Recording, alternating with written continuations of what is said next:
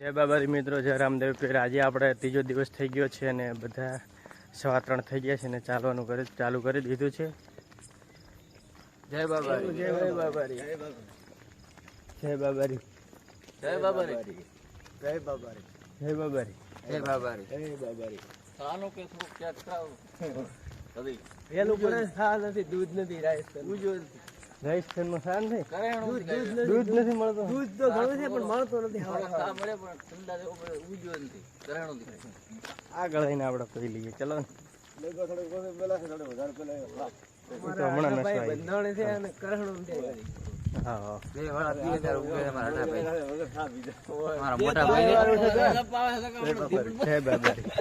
ચાલીએ એટલે 1 કિલોમીટર જેવું છે, ત્યાંથી પછી આપણે ડાબી સાઈડ વળી જવાનું છે। અને આ રસ્તો છે, રાત છે એટલે એટલું દેખાતું નથી। બીજો કેમ્પ આવી ગયો છે અને આપણે ત્યાંથી થોડાક ચાલીએ એટલે ત્યાં પણ એક જ 2 કિલોમીટર ચાલીએ એટલે ત્યાં કેમ્પ એક આવે છે, પણ રહેવા નાવા ધોવાની બધી સુવિધા છે, ખાટલા છે। ધોળાનાળા પહોંચવાયા છીએ અને 5-6 કિલોમીટર દૂર જ છે ધોળાનાળા, અને આપણે 5:15 થઈ ગયા છે અને બીજા પાછળ આવે છે ને અડધા આગળ છે। જય બાબારી, જય બાબારી, જય બાબારી, અને બીજા આગળ જાય છે।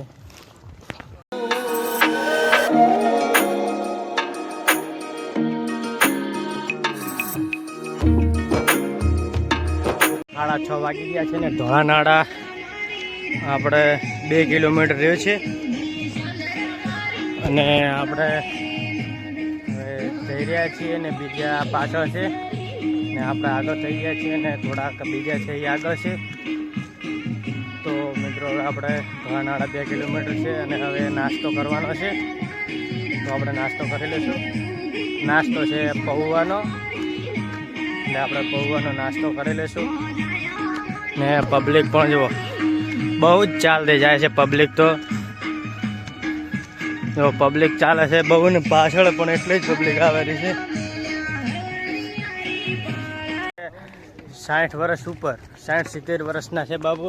અને બાબુ કયા ગામથી આવો? રતનગઢ। અહીંથી કેટલા કિલોમીટર થાય? લગભગ 100 કિલોમીટર। કેટલા દિવસથી ચાલે? આજે ત્રીજો દિવસ। હા, રેડી બા, હજી તો બાને થાક નથી લાગ્યો? હા, તો જો બાની ઉંમર છે 60-70 વર્ષ, તો બાને હજી થાક નથી લાગ્યો। ને આપણા જેટલા મોટિયારો હોય તો આપણે થાકી જઈએ છીએ ને બા છે હજી, બાને જુઓ ચાલ પણ જુઓ, ચાલવામાં બા જુઓ એકદમ પરફેક્ટ ચાલે છે, ઘાવ ઘા।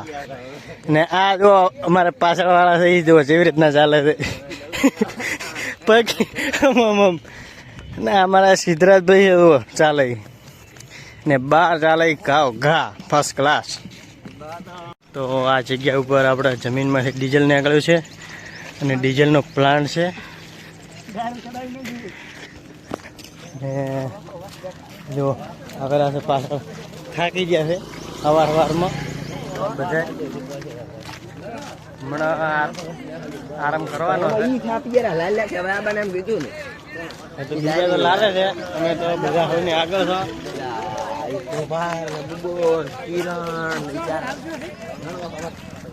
પાછળ કેટલા છે કિલોમીટર છે પાછળ?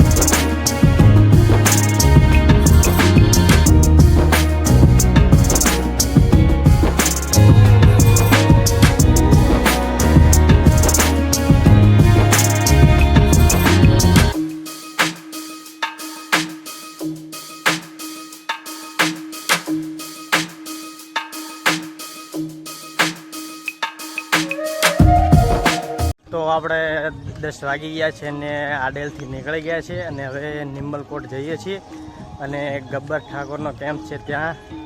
તો હવે આપણે ગબ્બર ઠાકોરના કેમ્પે જઈ અને તમને બતાવીશું ગબ્બર ઠાકોરનો કેમ્પ. અને જો ગબ્બર ઠાકોર હશે તો આપણે તમને બતાવીશું. ને આ જોવો જાય છે અમારે માણસો